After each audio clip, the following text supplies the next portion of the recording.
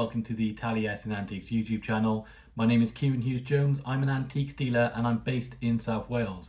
Now I make videos about antiques, ones I'm buying, selling, things I find. So if you're interested in that type of thing, have a look at my other videos and subscribe to the channel. Today I'm in my rather cold unit in Caerphilly, which is near where, in Bedworth, which is near Caerphilly where I live. And I thought I'd talk to you about a large collection of Chinese and Japanese porcelain that I've just uploaded to my website, which is taliesinantiques.com. If you do visit there, you will see a whole category based around Chinese and Japanese antiques. You can have a look through them. I try and give as much information and describe them as best as possible as well, so go and have a look.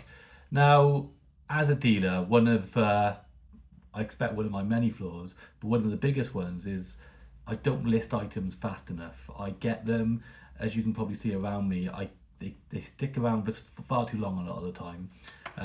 For whatever reason that is, I don't know if you're a dealer yourself, maybe you find this as well, but it's something I need to get more disciplined at. However, having said that, I've just been spending the last week getting these Chinese and Japanese items that I have been collating up for sale, and what it's led to is just being able to put a load of them available on my website in one go. So what I'm going to do today is talk you through each item, why I valued them the way I have, and any information that might be useful. So whether you're a buyer yourself, this might be a good opportunity to have a look into these and maybe it's something that you're interested in. If you're a dealer then and you don't generally sell Chinese or Japanese items, this might be a good introduction into the subject. So have a watch and see what you think. Now, I want to give you 3 reasons why to buy Chinese and Japanese porcelain.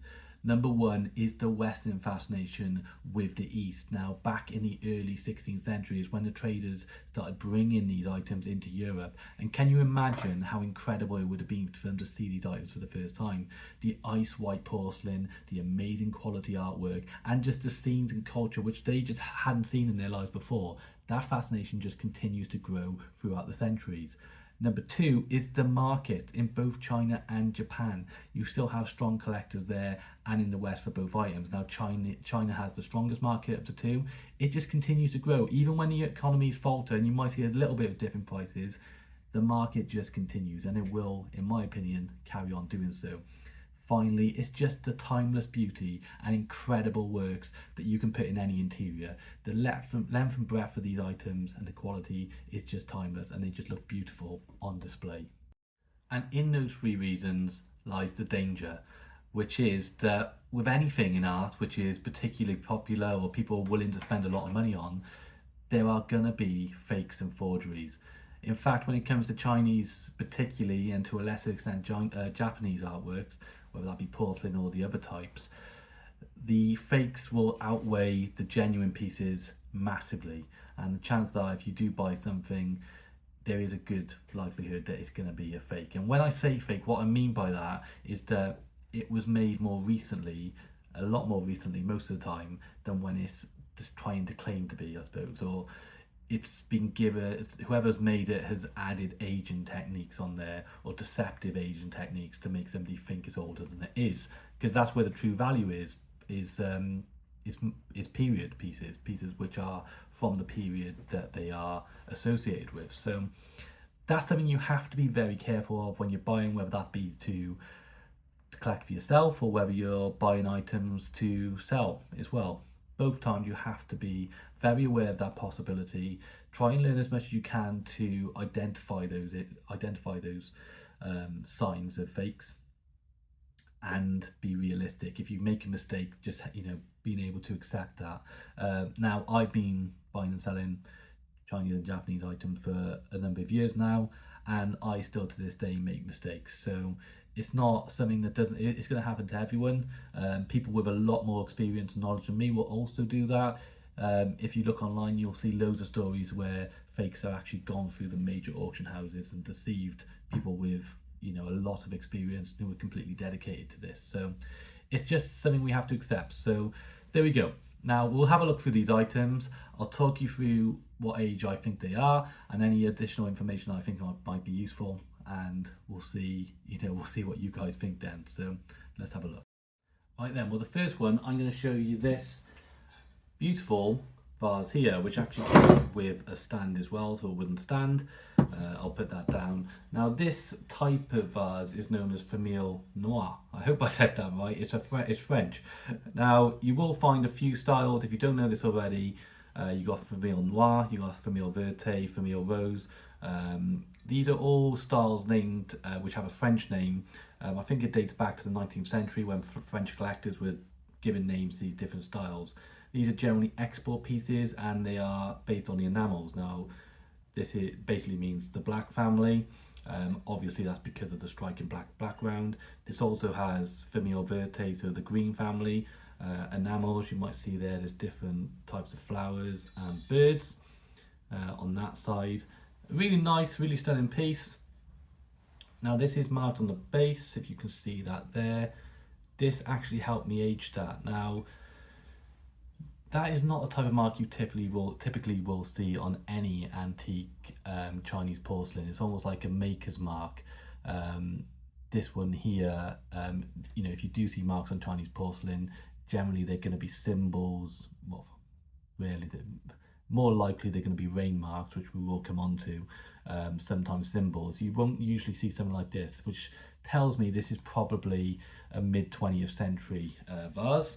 Now this originally was a lamp, that's why there's a drill hole, of course. The lamp, when I got it, basically I couldn't resell it because it's a lamp. I had to disconnect. I had to cut off the plug anyway, because when it comes to electrics, there are certain liabilities. If I did sell it and then it wasn't working, that could come back to me. So I was always going to cut off the plug. I didn't think it was particularly attractive, but on the listing itself, I have left the fixtures on there.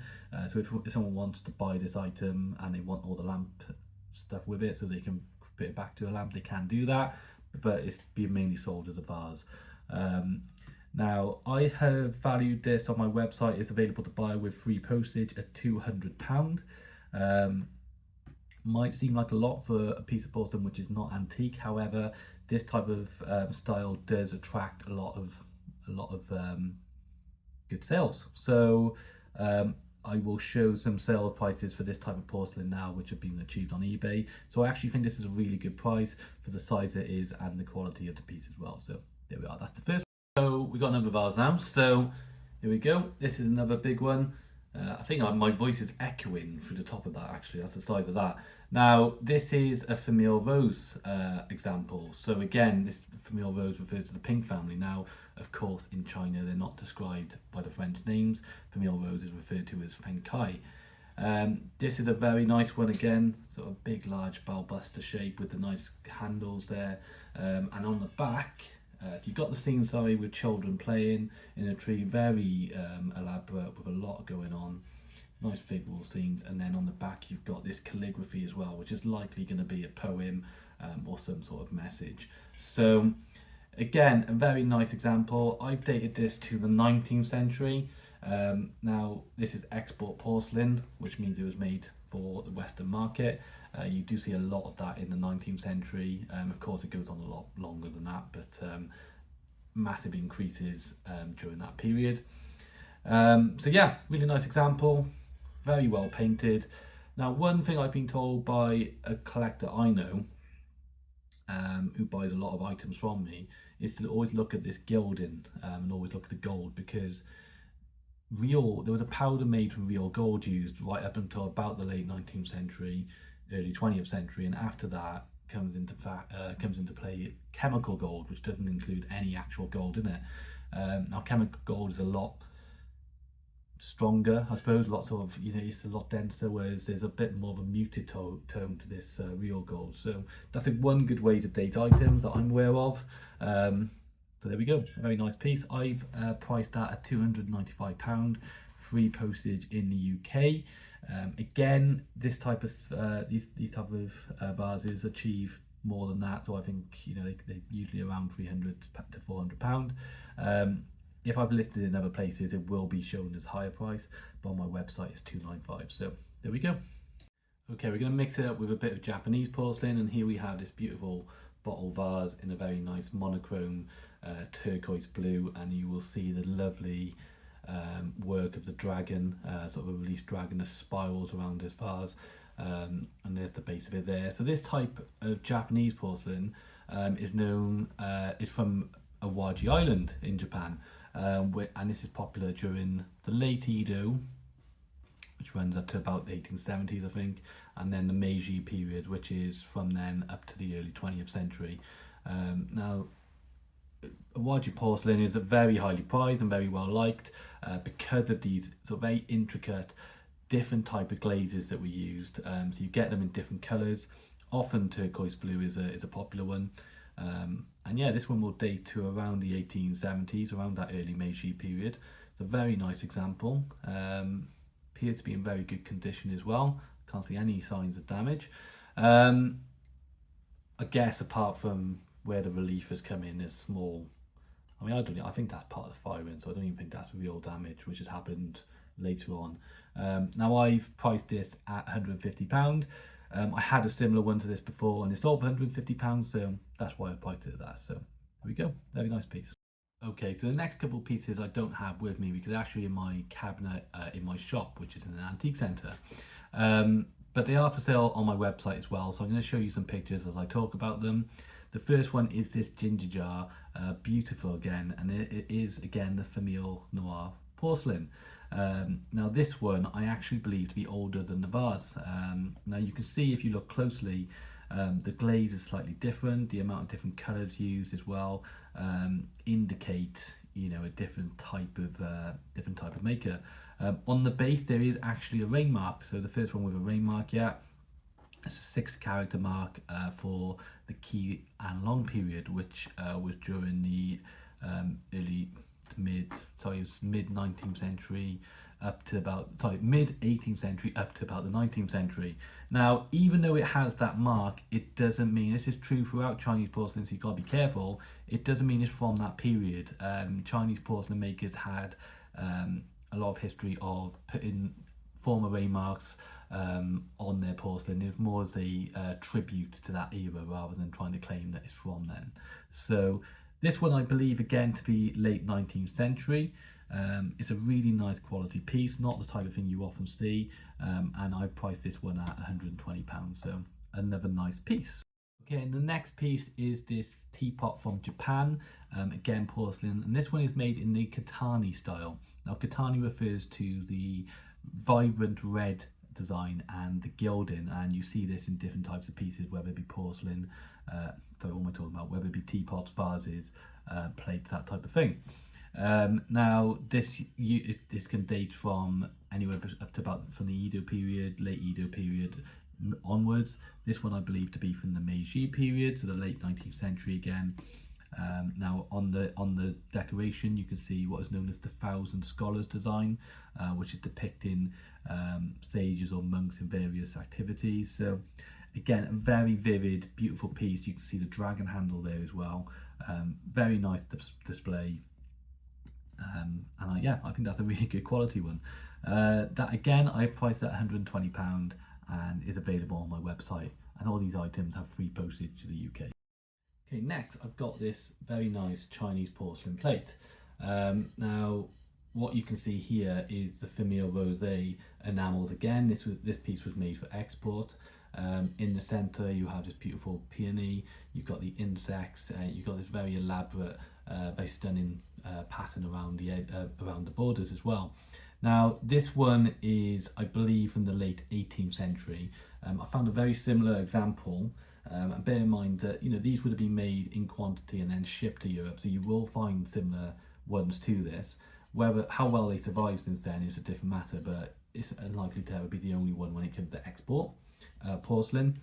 And this one, that was actually dated, I'll try and find it again and put up a couple of pictures, but that was dated to the late 18th century. It said this was made in the Yongzhen reign style, that being in the early 18th century, but this is more likely to be a later period. So there's the base there. It is unmarked, but you can see just the aging on the foot rim, which is important when it comes to dating these pieces. This unfortunately does have some damage to it. You can see there the chip, and there's another one there as well. So just a couple of chips, but when it's put on display, you know, negligible in my opinion. So I don't like this idea of writing off antiques just because of a bit of damage. I think this is a really good quality piece, which you know, is absolutely fine to put on display and in the collection. Now I do have to take that, you know, damage of course does mean a difference in value. You can't sell it for the same price, but it doesn't mean it's worthless at all, which I think I see too often, people writing off pieces because they have a bit of damage. Now I've priced this one at, on my website, £150, which is a strong price I believe for this piece, but that of course takes into account the 2 pieces of damage. So there we go, another nice one. Right, in my hand I've got this beautiful Kutani vase. So we talked about Kutani already. This one is a nice large vase with a mark on the bottom as well, which is a Kutani maker's mark. And it's a nice panel design with the birds being featured again. Lovely floral displays, plenty of gilding, a nice vivid red. Just, you know, objectively, just on the shelf, that just looks a lot better than anything you're going to find in IKEA or any of these sort of home centres or anything like that, in my opinion as well. It's got the age and just that incredible style, and the amount of work that just goes into every piece of vases like this, I just think is stunning. So there we are, a very nice piece. What have I priced that one at? £130, which again is based just on similar sold examples, and is available on my website at the moment. Okay, so I've got a few of this Japanese porcelain now, which is Imari porcelain, it's known as. Originates from the Arita area, which was the best quality producing area of porcelain in Japan. And when you see Japanese porcelain, Imari is probably the most common and well known. Now it refers to this style of using reds, blues, there's golds, you see greens and yellows as well on this type of porcelain. And it's what's different about it is it more refers to this kind of free-flowing brush strokes that are used in this type of work. So this particular bowl here has the mythical creature Kirin. Let me just get some information on Kirin, so I don't want to just go from my memory. So surrounded by flames. So Kirin is a sacred creature symbolising protection, virtue and good fortune, and that is kind of central motif in this bowl. I believe this to be late Edo, with the underglazed blue being a good indicator of that period. It's a nice one. There's a bit of damage on this one, just a tiny chip there. You might not even be able to see that. Actually, I think you can. So that means I have to price it accordingly. So this one is £95, this bowl. I'm going to show you this second one as well, which just shows you the different styles which you do get with Imari porcelain. Let me just get my notes up while I have it. So this one has different panel designs as well, and you've got these figural scenes, geisha girls with their kimonos. That's a very common theme in Japanese art that you see. This one here seems to be a child with, usually these are referred to as scholars, these sort of male figures with long robes. Let me just get this up as well. But yeah, another beautiful one. This one actually has a rain mark as well beneath it. It might not be a rain mark. Often, in Japanese porcelain, you do see a lot of Chinese rain marks. Let me just see if I did actually get. So yeah, I did find out the meaning of this one. So this is Hishuzan Shinapo Sai is what this means, which refers to the fact it's from an Arita kiln, and I believe it's the maker as well. So apologies if I just read that out incorrectly. So yeah, this is another nice one. This one is priced higher at £110, but a good example of the different styles of Imari porcelain that you see. Now, I find Imari porcelain does get disregarded by a lot of dealers. I think that's because you do see a lot of modern examples of it, and the quality isn't there, it's pretty typical. But you shouldn't dismiss all of it, because when you get these sort of pieces from the late 19th century, even early 20th century, they can be really good quality and very highly rated, not just in the UK, but across the world. So there we go, a couple of good pieces there. Okay, seeing as we just did Imari porcelain, I want to show you this. This is a massive porcelain charger, it's known as. Now, if you can see there, just the amount of style, technique, quality that's gone into this piece of porcelain. A huge piece, all hand painted, had that Imari style. You've got this, the amazing sort of free flowing lines, the different flowers, the butterflies.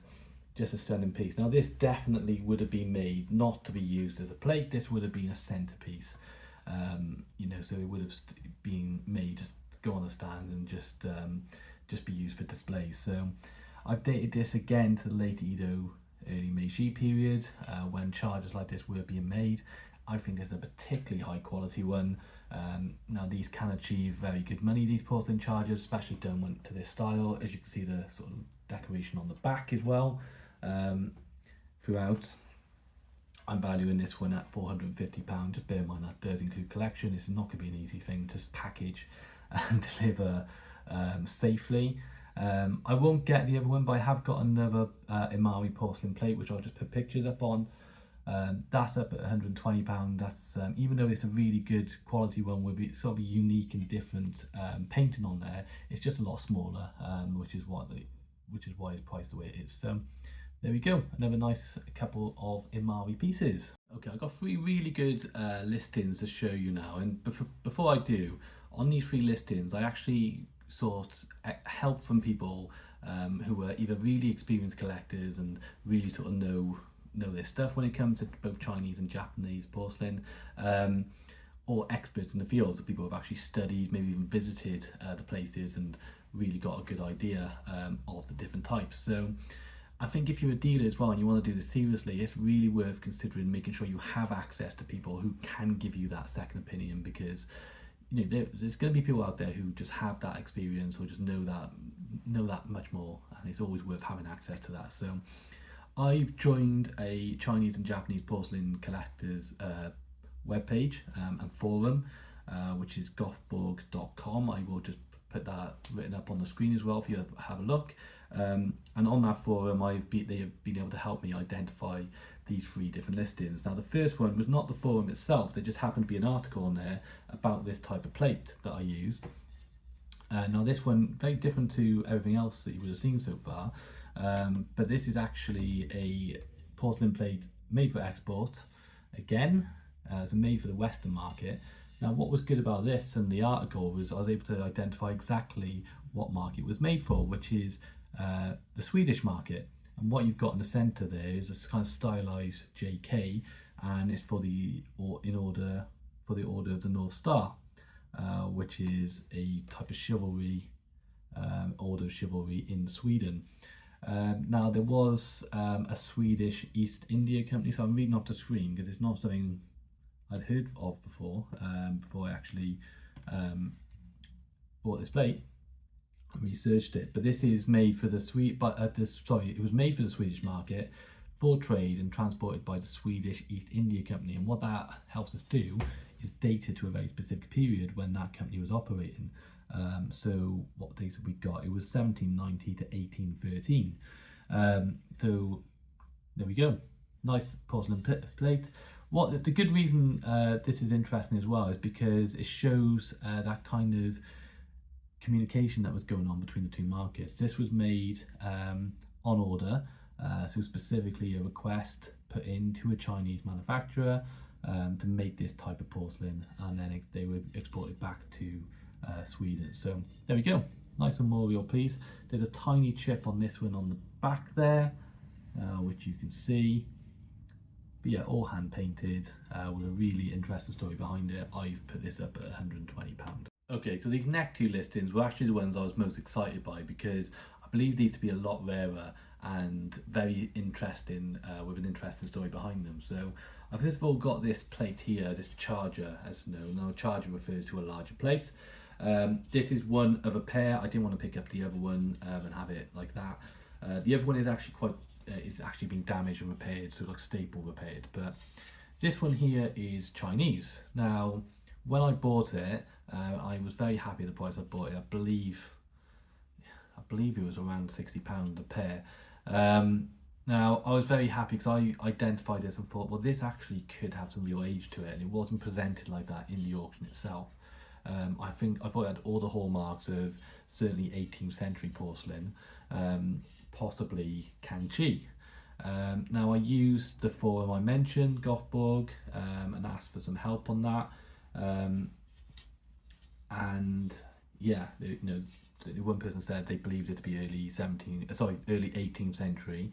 potentially Kangji, and then another person came along, someone I know to be very well informed. I don't want to give any name, but I know they definitely know what they're talking about. And they said based on the type of style of the decoration, and they can tell by the paint as well, like the type of brushwork that's used, but also the colour of the blue, because the cobalt blue goes through different shades around the different centuries. Also the foot rim, they can tell the quality of the porcelain there, and they believe to be very good quality porcelain. They agreed the first half of the 18th century. They didn't think it was as old as Kangxi. They believed it to be around 1740, which is actually very early on in the Qianlong reign. So there we go. There's a nice pair. These will be very highly sought after. Collectors will love this type of porcelain from this type of period. Now, in terms of what I've priced, on this one, £800 for the pair. Now that does seem quite high, but these type of plates do achieve that amount.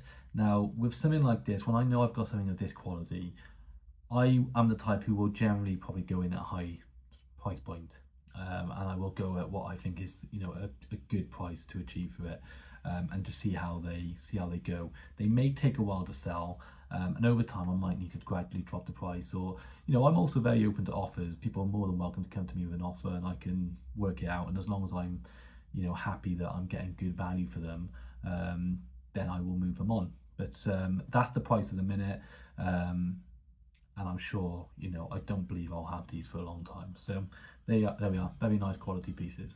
Okay, and then the final one, again, another pair that I was really excited by when I bought them. They were actually in the same auction as the last pair, and it's actually a pair of these. So this is Japanese porcelain, in blue and white, as you can see again. Now this pair, again, I used Gothborg to help me age these, and people were very kindly able to offer me some assistance. So a porcelain blue and white charger, they were able to date this to what they said pre-1870, which is in the Edo period. But it could be, based on that, it means it could be a bit older than that. But probably going to be around that period, So I've just put circa 1870 in the listing. So again, from the Arita area, you've got these iris flowers and the butterflies, a very nice sort of border pattern as well, geometric patterns around. Again, it's all in underglaze, underglaze blue. Have I got that right around? I have. And one thing I haven't talked about probably enough actually in this video is just the symbolism when it comes to Japanese and Chinese art. All these different flowers and the different figures that you see, and all the different animals, the styles, all have symbolism attached to it, and it's always worth researching that and looking into it, because it just makes the piece stand out that little bit more, especially when you're selling it. If you read my listings, all the listings have the meaning behind the symbolism as well. So yeah, what's good about these is that these are particularly rare, especially to get them as a pair, and a really good representation of art of this period. I really love Japanese art from around this period, because it's famously when they just came out of a period of isolation, where they were not selling things to the West, and then they opened that up, and then the Western market just took off, and just the fascination with Japanese art really grew, and led to the aesthetics movement, and the Art Nouveau movement in Europe as well. So yeah, there we go. Amazing pieces. There's a pair of these, again, same pricing strategy with these are up to £650, with free postage in the UK, and a very nice pair. So there we go. There we go. That's all the listings for today. Now we'll just go through a conclusion. Okay, I hope you enjoyed seeing those different pieces there. If you wanted to see more pictures and find out more information about each item, if you go to my website, taliesinantiques.com, go to the Far East section, they will be there, and you can have a look at them in a lot more detail. Now, if you're already someone who buys, sells, collects Chinese and Japanese art, hopefully it was nice for you to see lots of different items today. If you've got an opinion or anything else to add, whether that even be a correction of anything I said, please leave it in the comments. I'll really welcome hearing about that.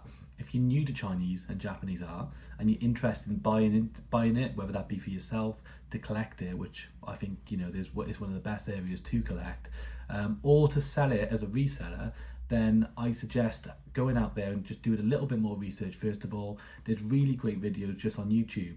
Bid Amount, for example, by Peter Combs has a weekly video where he talks through different auction results, whether that be in auctions or on eBay, and loads of different videos which I've learned from as well. As I've already mentioned, golfball.com, there is a fee. I can't quite remember what it is, to be honest, but it's nothing substantial. Definitely worth it if you want to get that additional advice and learn a bit more. So that's something I highly recommend. So there we go. That's the video today. Thank you for watching. If you're happy to like and subscribe to the channel, I really would appreciate it. And I will get back to you with more videos when I've got some more things to talk about. So thank you and goodbye.